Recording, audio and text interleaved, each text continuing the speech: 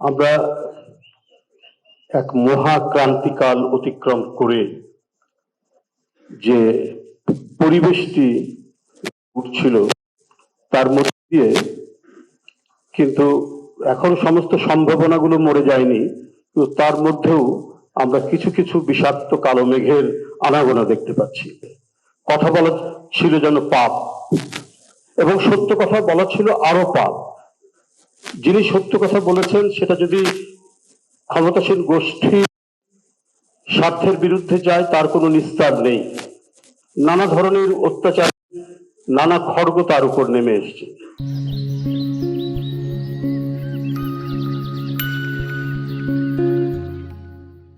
সারা দেশব্যাপী মামলা এবং মামলা জামিন নেওয়ার জন্য এডিটরদের ছুটে যেতে হয়েছে, না হলে তাকে হুমকি দেখানো হয়েছে, না হলে গ্রেফতার করানো হয়েছে। বর্ষিয়ান এবং জ্ঞানদীপ্ত সাংবাদিক আমি মনে করি।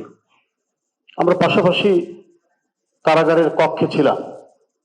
শফিক রেহমান, এই বর্ষিয়ান সাংবাদিক, তাকে যেভাবে গ্রেপ্তার করে নিয়ে গিয়ে কারাগারের মধ্যে রাখা হয়েছে, এর কয়েকদিন পর আমি গেলাম, পাশাপাশি কক্ষেই আমরা ছিলাম। তারপর যে আচরণ করা হয়েছে, এবং এত বয়স্ক একজন মানুষকে রিমান্ডে তার উপরে যে আচরণগুলো করা হয়েছে, সবকিছু মিলিয়েই তো আমরা একটা ঘন কালো অন্ধকার পার করেছি।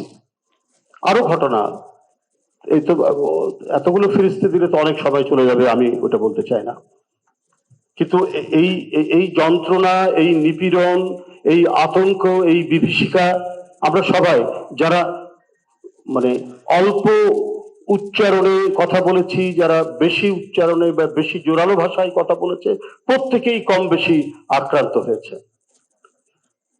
সেই আক্রমণের মুখ থেকে আমরা যখন কিছুটা বাঁচার সম্ভাবনা দেখছি, এখনো যে সমস্ত বিষয়গুলি আমাদের সামনে আসছে, এটাও কিন্তু আমাদেরকে ভাবিয়ে তুলছে। নিঃসন্দেহে একজন তরুণ রাজনীতিক, তার মৃত্যু, তাকে আঘাত করা, আহত করে কয়েকদিন পরে সিঙ্গাপুরে তার মৃত্যু হৃদয় বিদারক। আমরা তীব্রভাবে তার প্রতিবাদ করি। যে কারো তার কথা এবং বক্তব্যের কারণে তাকে জীবন দিতে হবে, এরকম মানে এই পরিবেশের জন্য তো এতদিনের এত রক্ত, এত শহীদ, এত যে জীবন চলে গেছে পৃথিবী থেকে, এর জন্য তো হয়নি। তো এটা যেমন আমাদেরকে ব্যথিত করেছে, এর আমরা যে সেটাও মেনে নেওয়ার মতো নয়। তা কেন হবে?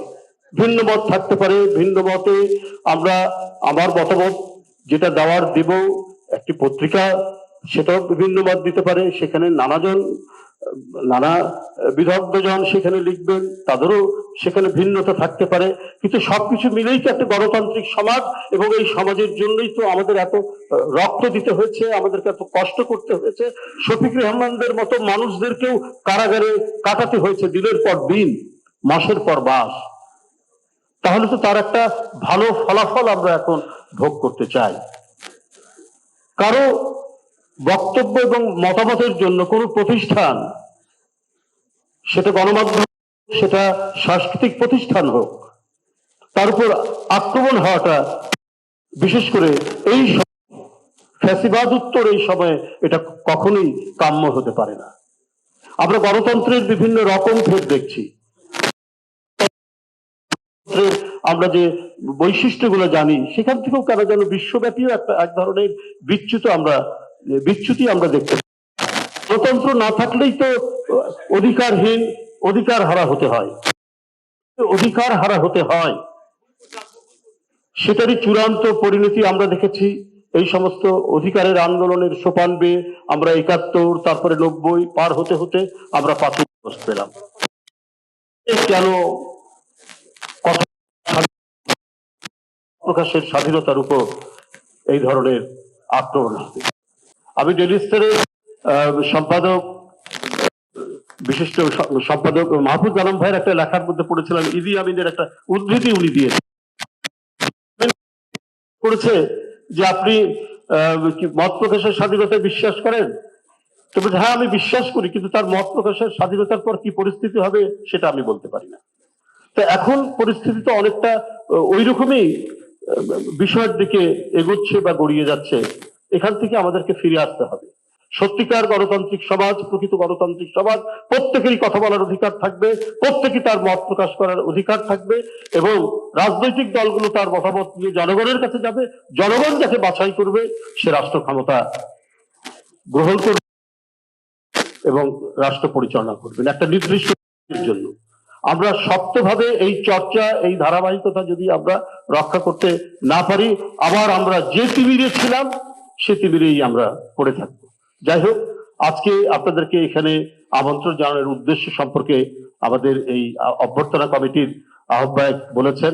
আমরা আমাদের প্রিয় নেতা জনাব তারেক রহমান, যিনি শারীরিকভাবে অত্যাচারিত হয়েছেন, মানসিকভাবে অত্যাচারিত হয়েছেন, 17 বছর বিদেশে কাটিয়েছেন, তার অপেক্ষায় আমরা এবং দেশের জনগণ অপেক্ষা করছিল, আমরা অপেক্ষায় ছিলাম। তিনি আসছেন এবং তার এই আশাকে কেন্দ্র করে আপনাদের সাথে এই মিথস্ক্রিয়া, আপনাদের সাথে আলাপ আলোচনায় আমরা আজকে এখানে মিলিত হয়েছি। আপনাদের সবাইকে ধন্যবাদ জানাচ্ছি এবং স্বাগত জানাচ্ছি। আপনারা আমাদের আমন্ত্রণে সাড়া দিয়ে এখানে উপস্থিত হয়েছেন। অবশ্যই অঙ্গীকার, দলের অঙ্গীকার, বিএনপির অঙ্গীকার, সামনের দিনে একটি সুস্থ গণতান্ত্রিক সমাজ এবং রাষ্ট্র আমাদের গড়ে তুলতে হবে। সকলকে ধন্যবাদ। খোদা হাফেজ।